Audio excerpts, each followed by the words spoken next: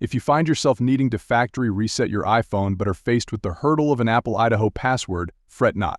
In this video, we'll explore 3 methods to accomplish this task without the need for the Apple Idaho password. First off, if you still remember your Apple Idaho passcode, you can head to Settings, tap on General, select Reset, then erase all content, and Settings confirm your action by entering your screen passcode and Apple Idaho password. Alternatively, you can opt for the iTunes method. Simply put your iPhone into recovery mode, connect it to your computer via USB cable, and proceed with the restoration process through iTunes or Finder. Do note that this method won't work if Find My iPhone is enabled. Lastly, for those without access to the Apple Idaho password, utilizing third-party software like AnyUnlock on PC or Mac can be a viable solution. Connect your iPhone, select the Unlock Apple Idaho feature, and follow the on-screen instructions to reset your device. Once the process is complete, you can set up your iPhone as new.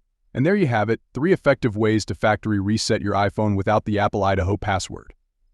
Thanks for watching, and don't forget to subscribe for more helpful tips.